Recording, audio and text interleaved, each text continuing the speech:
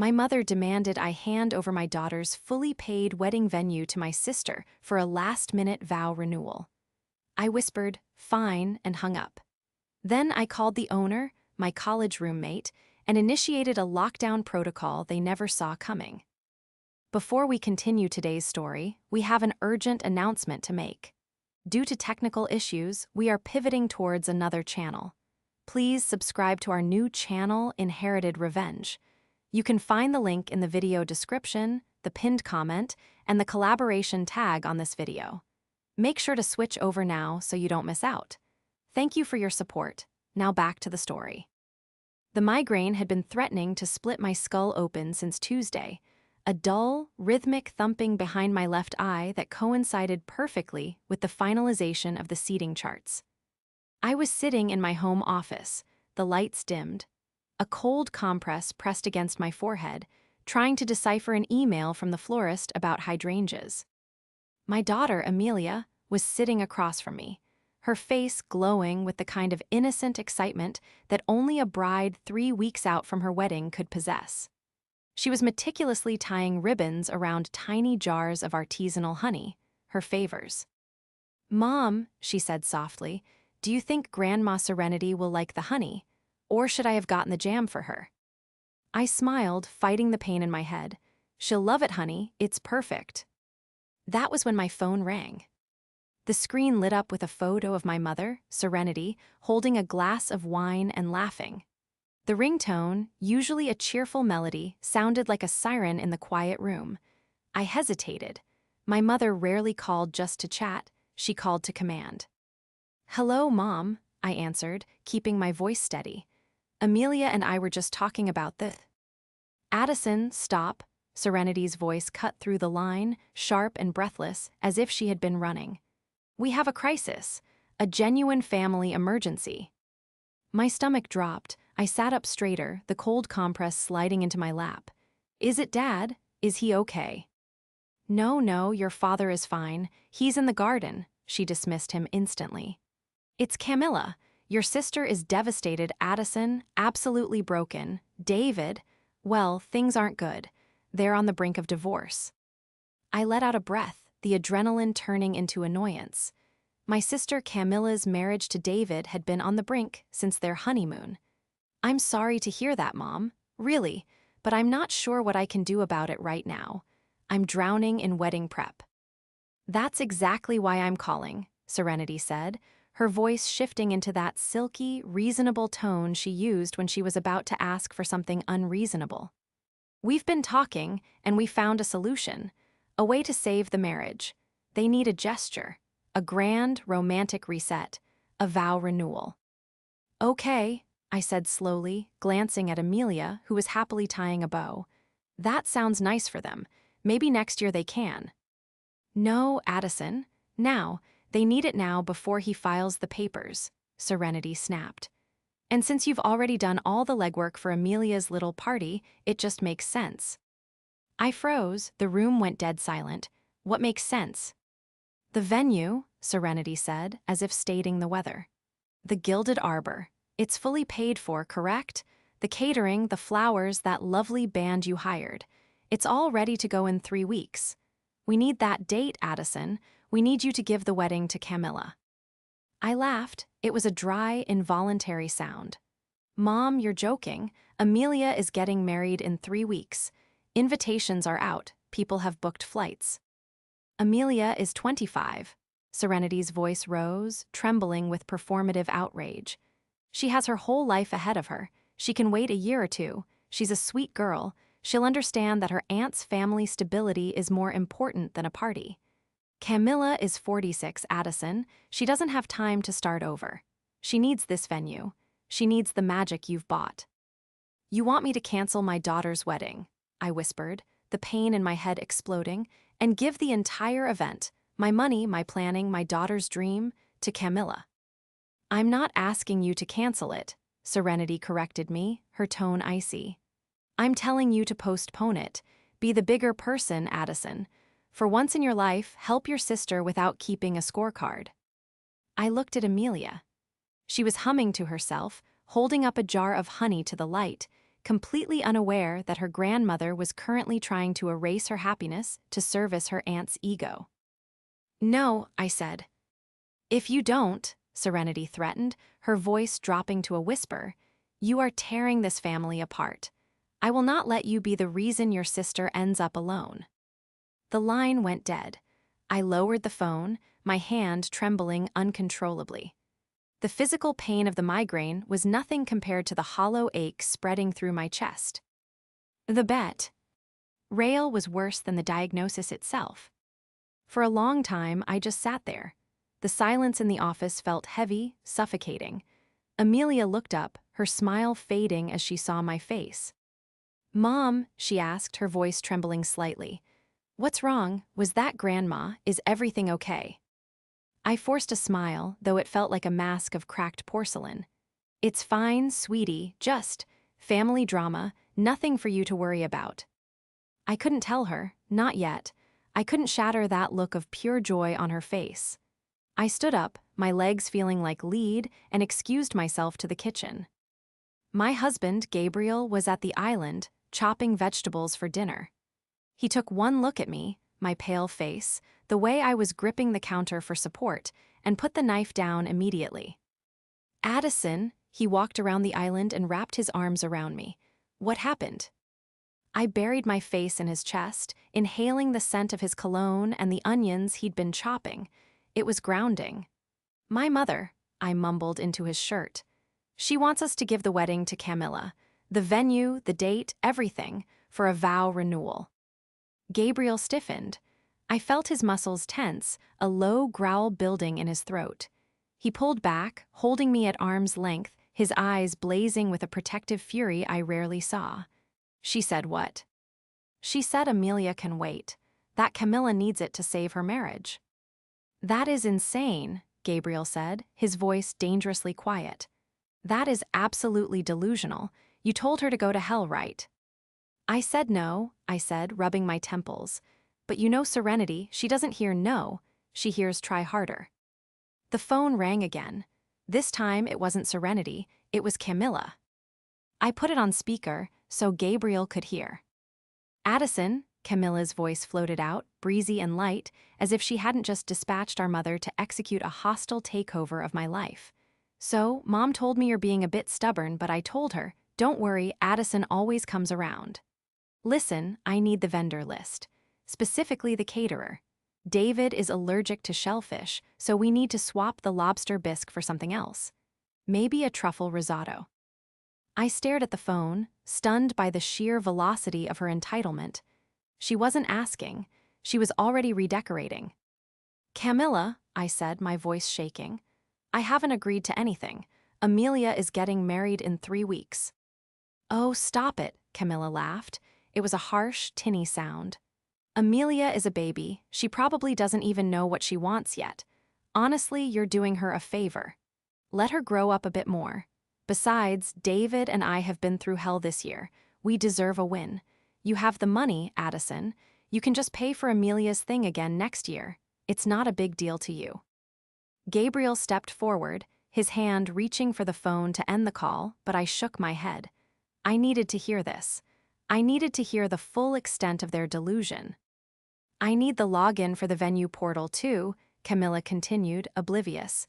"I want to change the lighting scheme. The blush pink you picked is a little juvenile. I want deep reds. Passion, you know." "The venue is non-transferable, Camilla," I lied, though I knew Sarah would do anything for me. "Everything is transferable if you throw enough money at it," Camilla scoffed. "And we know you have plenty. Just send over the login, Addie. Don't make Mom call you again. You know how her blood pressure gets." She hung up without waiting for a goodbye. Gabriel stared at the phone, his jaw clenched so hard a muscle feathered in his cheek. "I'm going to call the police," he said flatly. "Or a hitman, I haven't decided." "No," I said, a strange calm settling over me. The shock was fading, replaced by a cold, sharp clarity. I looked at the calendar on the fridge, where Amelia's big day was circled in bright red marker. They thought I was the same Addison I had been for 40 years. The Addison who kept the peace. The Addison who wrote the checks and apologized for things she didn't do just to keep Serenity from crying. They thought my love for my daughter was softer than my fear of my mother. But they had forgotten one crucial thing. The owner of the Gilded Arbor wasn't just a vendor. She was Sarah. And Sarah knew exactly where the bodies were buried because she'd helped me dig the graves of my past life 20 years ago. To understand why my mother thought she could demand a $15,000 venue like she was borrowing a cup of sugar, you have to understand the dynamic of my family. I was the draft horse, Camilla was the unicorn. From the time we were children, I was the sensible one. I was good at math, I saved my allowance, I followed the rules. Camilla was the spirit. She was beautiful, chaotic, and utterly incapable of handling consequences. When she crashed Dad's car at 16, I was the one who drove her to school for 6 months while she complained about my radio station. When she dropped out of college to pursue energy healing, I was the one who helped her pay off her credit cards when the business inevitably imploded. I became a project manager because managing disasters was the only language I spoke fluently. I built a life of structure, spreadsheets, and safety. I married Gabriel, a man as solid as oak, and we raised Amelia to be kind, but also capable. Camilla, on the other hand, never grew up. At 46, she still dressed like she was attending Coachella, draped in expensive boho chic fabrics that Serenity paid for. She called herself a lifestyle architect, a job title that seemed to involve posting photos of brunch and judging other people's feng shui. She had married David, a man with wandering eyes and a wallet he couldn't keep closed, 5 years ago. It was a massive wedding, paid for by my parents, who had refinanced their home to afford it. I had been the maid of honor, holding her dress while she threw up from nerves, tequila, in the bathroom. Now she wanted my daughter's turn. Later that evening, the doorbell rang. I checked the camera, it was Serenity. "She's here," I told Gabriel. "I'm not letting her in," he said, moving toward the door.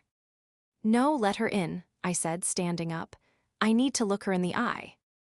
Serenity swept into the living room in a cloud of expensive perfume, clutching a leather portfolio. She didn't look like a grandmother. She looked like a CEO arriving to liquidate a company. Her hair was perfectly coiffed, her makeup flawless. "Addison," she said, bypassing a greeting. She sat on my sofa, looking around with a critical eye. "I see you haven't updated these curtains yet. They make the room look so tired." "Mom," I said, remaining standing. Gabriel stood behind me, arms crossed. "Why are you here?" "I'm here to facilitate," she said, opening the portfolio. She pulled out a sheet of paper. It was a contract. Or rather, a transfer agreement she had drafted herself. "I know you're emotional, so I've made this simple. You sign the venue over to Camilla. In exchange, I will personally pay for Amelia's wedding next year. I'll even contribute an extra $1,000 for her trouble." $1,000? Gabriel scoffed. "We've spent $5,000 just on the deposit for the caterer. The venue alone was $15,000. The total cost is pushing $30,000. Serenity waved a hand dismissively. "Money comes and goes, Gabriel. Family is forever. Camilla is in crisis. She needs to feel special. She needs to feel like a bride again to remind David of what he has." "And Amelia?" I asked, my voice trembling with suppressed rage. "Does she not deserve to feel special?" Serenity sighed, looking at me with disappointed pity. "Amelia is a sweet girl, but let's be honest, Addison, she's not. She doesn't have Camilla's flair. Amelia's wedding will be lovely whenever it happens. But Camilla, she needs an audience. She needs the spotlight to thrive. If we deny her this, she might spiral. Do you want that on your conscience?" She looked at me, her eyes wide and pleading, the master manipulator at work. She was weaponizing my sister's incompetence, using it as a bludgeon to smash my daughter's dreams. "She's your sister," Serenity whispered. "You always take care of her. Why stop now?" I looked at the woman who had given birth to me. I saw the calculation in her eyes. She didn't care about Amelia's happiness. She didn't even really care about Camilla's marriage. She cared about the image. She wanted the vow renewal photos for Facebook. She wanted the drama, the attention, the glory of saving the day, all at my expense. She was waiting for me to fold, to sigh, pick up the pen, and be the good girl. "Leave the papers," I said quietly. Serenity smiled, a triumphant, shark-like expression. "I knew you'd see reason. I'll tell Camilla to call the florist in the morning." She stood up, patted my cheek, a gesture that felt more like a slap, and walked out. Gabriel looked at me, horror in his eyes. "Addison, tell me you aren't actually considering this." I picked up the papers Serenity had left. I looked at the ridiculous, unenforceable legal jargon she had typed up. "I'm not considering it," I said, ripping the paper in half. "I'm planning." The silence in the kitchen after Serenity left was absolute, broken only by the hum of the refrigerator and the ticking of the wall clock. Gabriel was pacing, a kinetic energy radiating from him that made the air feel charged. "We have to tell Amelia," he said, stopping mid-stride to look at me. "We have to cancel the vendors ourselves before your mother does something insane like trying to hijack the catering truck." "No," I said, my voice surprisingly steady. I was no longer the daughter who flinched. I was the project manager looking at a failing timeline and a critical resource conflict. "If we cancel, they win. If we fight them openly, they'll make Amelia's life miserable for the next 10 years. They'll paint you as the villains who ruined Camilla's last chance at happiness. Serenity will weaponize the entire extended family against Amelia." I walked over to the counter and picked up my phone. My hands weren't shaking anymore. "I'm going to give them exactly what they asked for," I said, scrolling through my contacts until I landed on Sarah, Gilded Arbor. "Or at least, I'm going to let them believe I did." Gabriel frowned. "What are you talking about?" "I'm going to say yes," I explained, tapping the call button. "And then I'm going to ensure they walk into a buzzsaw." Sarah picked up on the second ring. "Addie, I was just looking at the final floral mock-ups. The white wisteria is going to look." "Sarah," I cut in, my tone serious. "Remember back in sophomore year when I told you my family was complicated?" There was a pause on the line. Sarah's voice dropped, shifting from professional cheer to the intimate, guarded tone of an old friend who knew where the bodies were buried. "I remember you crying in our dorm room because your mother returned your birthday gift to buy your sister a prom dress. What did they do?" "They want the date," I said. "My mother and sister are demanding I hand over Amelia's wedding, the venue, the vendors, everything for a vow renewal. They want me to step aside." "You're joking," Sarah deadpanned. "Please tell me you're joking." "I wish. They're serious. They're claiming it's to save Camilla's marriage. They're going to show up, Sarah. They're going to try to take over." "Over my dead body," Sarah growled. "I have a contract with you. I don't care if the Pope shows up. If his name isn't Addison or Amelia, he's not getting in." "That's exactly what I'm counting on," I said. "But I need you to do something for me. I need you to initiate a ghost protocol." "Go on." "I'm going to tell them yes. I'm going to tell them the venue is theirs. But you need to make sure that when they call to make changes, they get a voicemail, or an intern who knows nothing. Block their numbers if you have to, but under no circumstances do you actually change a single napkin on the order. The reservation stays in Amelia's name. The security list stays in Amelia's name." "You want to ambush them," Sarah said, a slow, appreciative laugh bubbling up. "You want them to show up in their white dresses and find the doors locked." "I want them to understand that no is a complete sentence," I corrected. "And I want it to happen in a way they can never spin, publicly, irrefutably." "Done," Sarah said. "I'll alert my head of security. His name is Marcus. He's 6'4" and doesn't have a sense of humor. I'll put him on the front gate personally." After I hung up, I turned to Gabriel. He was looking at me with a mixture of awe and slight terror. "You're terrifying," he said softly. "I'm a mother," I replied. The next morning, I initiated the deception. I called Serenity. "Fine," I said into the phone, keeping my voice flat and defeated. "You win. I can't fight you anymore. Amelia is young, she can wait. I'll tell her. You can have the venue. Oh, Addison, Serenity exclaimed, the relief palpable. I knew you'd come around. You're doing the right thing. Camilla is going to be so relieved. We'll need the vendor contracts sent over immediately so we can. I'll handle the vendors, I lied smoothly. It's too complicated to transfer the contracts this late. I'll just act as the point person. You tell me what you want, and I'll make it happen. Well, all right, Serenity agreed, likely thrilled she wouldn't have to do any actual work. Just make sure the cake is changed. Camilla wants lemon, not vanilla. Lemon, got it, I said, writing absolutely nothing down. Once the trap was set, I needed to understand the why. Why now? Why this sudden, desperate urgency for a vow renewal? I opened my laptop and started digging. As a project manager, forensic accounting was part of my toolkit. I knew David's business, a boutique real estate firm, had been struggling, but Camilla's social media portrayed a life of endless luxury. I pulled public records. It took me about 20 minutes to find the truth. David wasn't just struggling, he was drowning. There were 3 liens against their house, a lawsuit from a former partner pending, and most interestingly, a recent credit inquiry for a massive personal loan that had been denied. Then I checked Camilla's social media again. Buried in a tagged photo from a week ago, I saw it. A comment from a woman named Jessica on David's profile, quickly deleted but preserved in a cached version of the page. Can't wait for the weekend. Zoe. The vow renewal wasn't about love. It was a smokescreen. They needed a public display of unity to secure financing.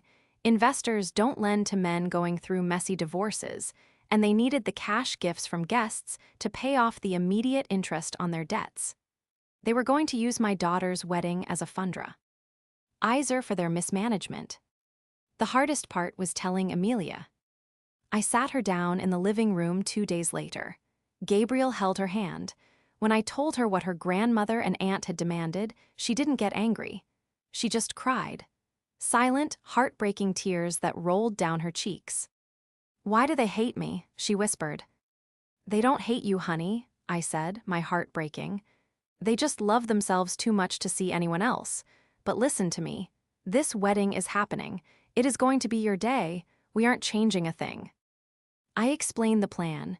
I told her about Sarah, about the security, about the trap. Amelia wiped her eyes. She looked at me, and for the first time, I saw a flash of my own steel in her gaze. So, when Aunt Camilla posts about her big day, you ignore it, I said. You let her build her castle on the sand. And on the 14th, we watch the tide come in. The first major confrontation happened a week later at a reconciliation dinner Serenity insisted on hosting. It was at Serenity's house. The air was thick with the smell of pot roast and pretension. Camilla was glowing, practically vibrating with triumph. She was wearing a white dress, an actual white cocktail dress, as if rehearsing for the main event. I'm just so grateful you saw reason, Addie, Camilla gushed, pouring herself a massive glass of wine. David and I really needed this.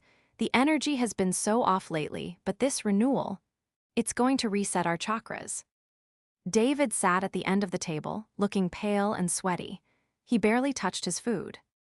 So, about the guest list, Camilla continued, waving her fork. I've invited about 50 of our friends.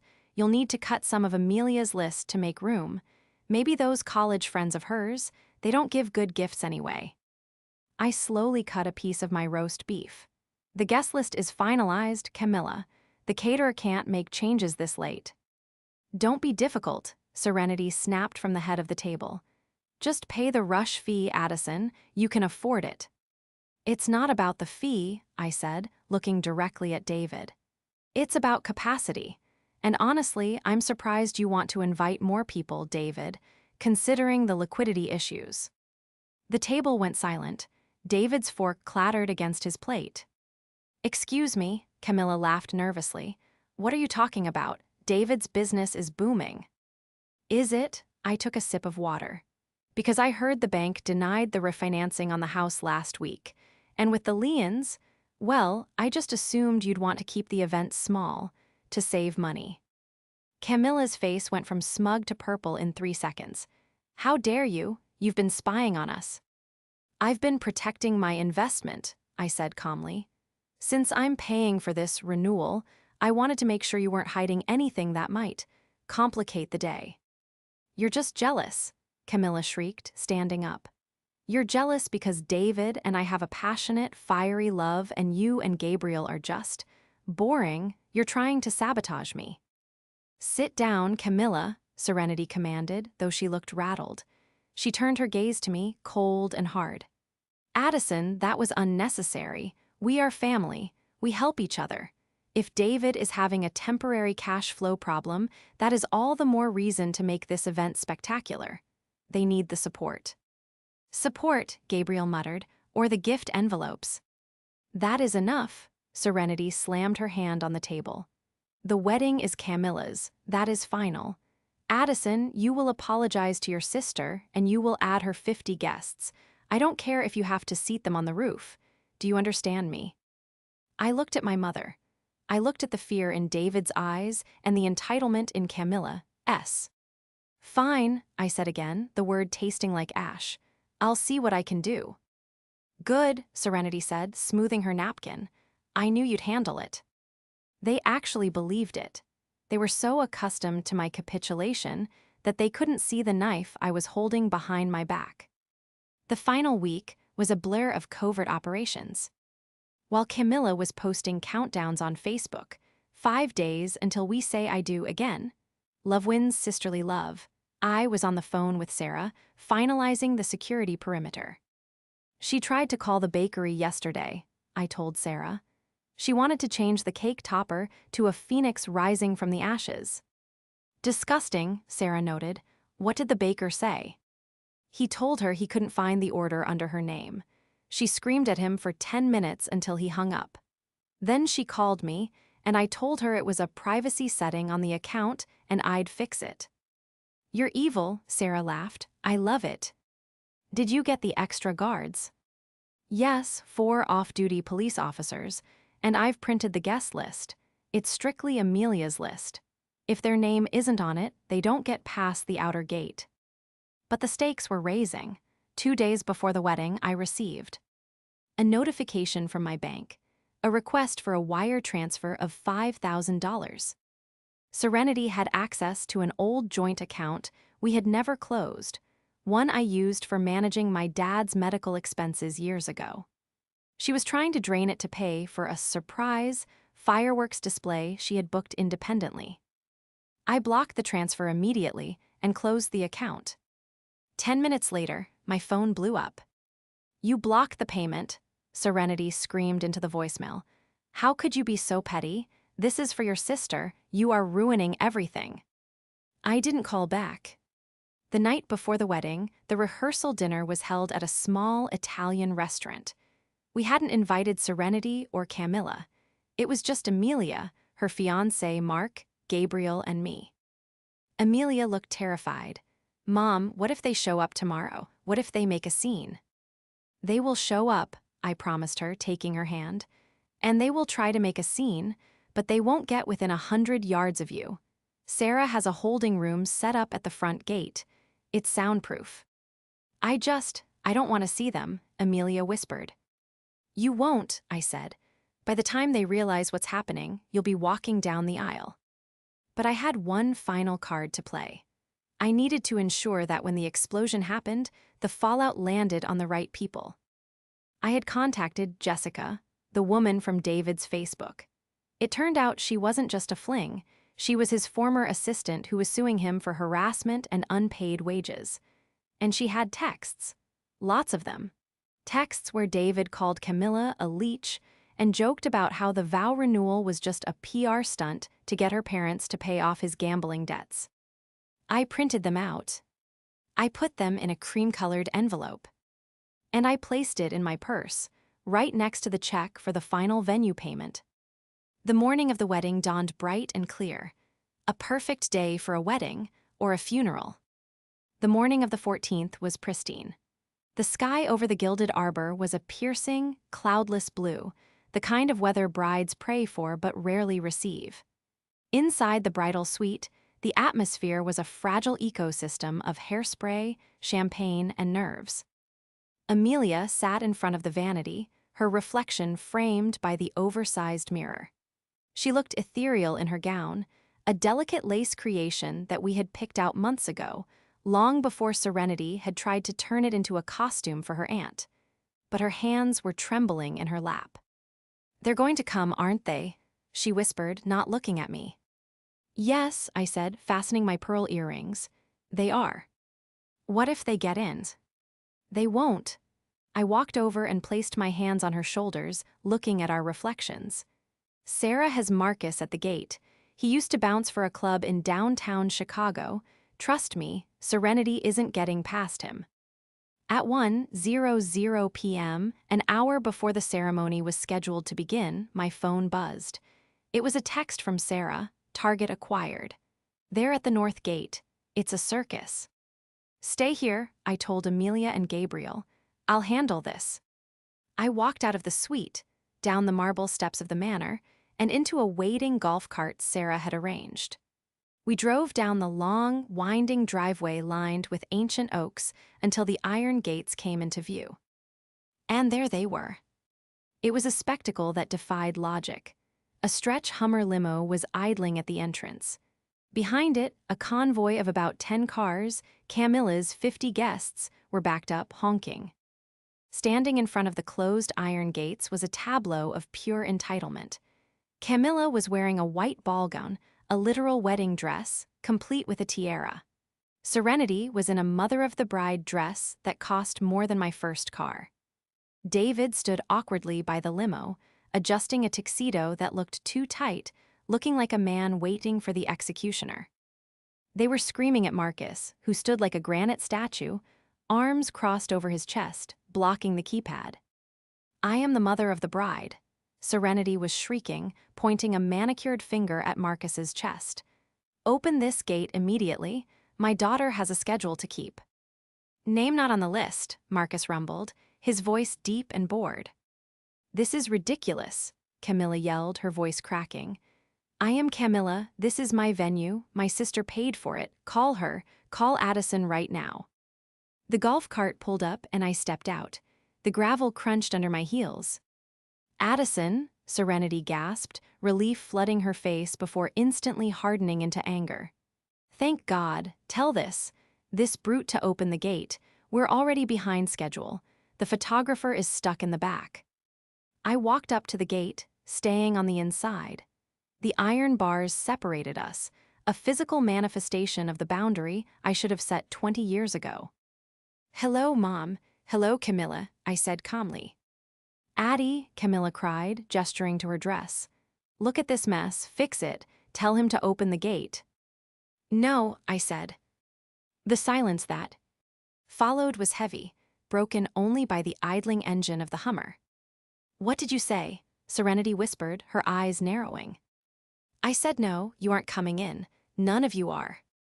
But you said," Camilla stammered, her face flushing a blotchy red. "You said I could have the date. You said Amelia could wait." "I lied," I said, my voice projecting clearly so her guests in the front cars could hear. "I lied to stop you from harassing my daughter. I lied so you wouldn't ruin the weeks leading up to her wedding. This venue is for Amelia. It has always been for Amelia. There is no vow renewal. There is no reservation for you." You bitch," Camilla screamed, grabbing the iron bars and shaking them. "You can't do this. I have guests. I have a photographer. I have a reputation." "You have a delusion," I corrected her, "and a lot of debt." Serenity stepped forward, her face a mask of cold fury. "Addison, open this gate right now or I will never forgive you. I will cut you out. I will make sure you never see your father again." "Dad is already inside," I said, watching her face crumble. "Gabriel picked him up 3 hours ago. He's walking Amelia down the aisle in 45 minutes. He wouldn't," Serenity gasped. "He did, because he knows what you are," I said. "He knows you were trying to steal his granddaughter's wedding to soothe your golden child's ego." David, who had been silent, suddenly stepped forward. Addison, look, let's be reasonable. We have investors coming. I mean, friends, important friends. We can't turn them away. Just let us use the side lawn. We won't interfere. I looked at David, sweating in his rental tux. I reached into my purse and pulled out the cream-colored envelope. Investors? I asked, holding it up. Is that what you call them? Or are you talking about the people you owe money to? David's face went gray. What is that? This, I said, is a little wedding gift. Since you wanted a vow renewal so badly, I thought we should renew the truth. I slid the envelope through the bars. It landed at Camilla's feet. What is this? Camilla asked, looking between me and David. Open it, I said. Camilla bent down, struggling with her massive skirt, and tore open the envelope. She pulled out the stack of printed screenshots. I watched as her eyes scanned the top page. I watched the confusion turn to shock and then to horror. Jessica, she whispered. She looked up at David. Who is Jessica? David lunged for the papers. Don't read that, it's fake, she faked it. But Camilla pulled back, reading the highlighted text aloud, her voice trembling. Just got the venue confirmed. My wife's idiot sister is paying for everything. Once we get the cash gifts, I can pay off the bookie and we can finally leave this sinking ship. I'm leaving her in January. A gasp went through the small crowd of onlookers. Serenity snatched the papers from Camilla's hand, reading them frantically. David, Serenity looked up, her face pale. You said the business was expanding. He lied, I said simply. He's broke, Mom. He has 3 liens on the house. He was using this renewal to get cash from your friends to pay off his gambling debts. And he's been sleeping with his former assistant for 6 months. Camilla let out a sound that wasn't quite human, a high, keening wail of pure humiliation. She turned on David, swinging her bouquet of white roses like a club. You liar, you loser, you said we were power partners. Camilla, wait, David tried to back away, but she was on him, screaming, tearing at his lapels. The guests in the cars were rolling down their windows, phones out, recording the entire meltdown. Serenity stood frozen, the papers fluttering from her hand to the gravel. She looked at the chaos, her perfect daughter screaming like a banshee, her son-in-law cowering, her social standing evaporating in real time. Then she looked at me. Addison, she pleaded, her voice small and broken. Please, let us in. We can fix this inside. Don't let them see this. I looked at the woman who had demanded I sacrifice my daughter's happiness for this charade. I felt a pang of pity, but it was distant, like looking at a stranger. No, I said. This is the bed you made, Mom. You have to lie in it, outside. I turned to Marcus. Keep the gate closed. Yes, ma'am, he said, a hint of a smile on his face. I got back into the golf cart. As we drove away, back up the winding drive toward the manor, the sounds of Camilla's screaming and the honking horns faded into the distance, replaced by the gentle rustle of the wind in the oaks. I didn't look back. The ceremony was perfect. When the music started and the heavy oak doors of the manor opened, Amelia stepped out into the sunlight. She looked breathtaking. My father, looking dapper and teary-eyed in his tux, walked her down the aisle. He had listened to me, for once. When Gabriel had picked him up that morning, Dad had seen. Empli nodded and said, "It's time." There were no interruptions, no screaming aunts, no manipulative grandmothers, just love. Pure, unadulterated, selfish love. During the reception, Sarah found me by the champagne tower. She handed me a glass. They're gone, she said quietly. Police had to come to clear the driveway. Apparently, Camilla tried to climb the fence in her gown. It didn't end well for the tool. And David. He took an Uber, left Camilla screaming on the roadside. Sarah clinked her glass against mine. You did good, Addie. You protected the castle. I protected my daughter, I corrected her, watching Amelia dance with her new husband. They were laughing, spinning in circles, oblivious to the storm that had raged at the gates. The fallout was swift and brutal. Camilla's meltdown went viral, or at least, viral within our local community.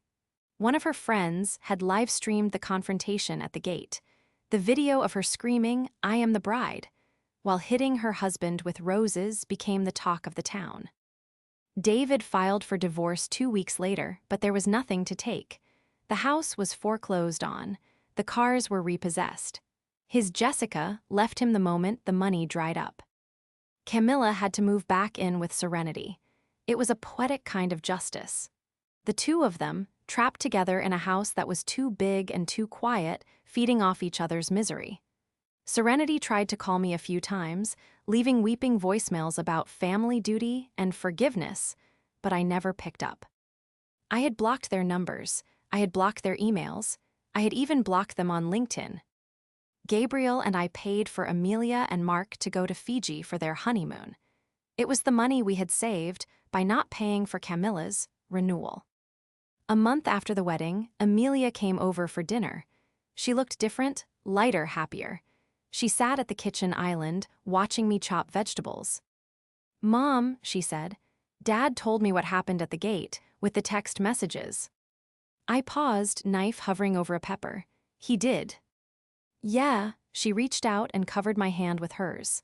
"Thank you, for being the bad guy so I didn't have to be, for fighting for me." I put the knife down and squeezed her hand. "I wasn't being the bad guy, honey. I was being your mother, and I will always fight for you." We ate dinner on the patio that night, watching the sun set.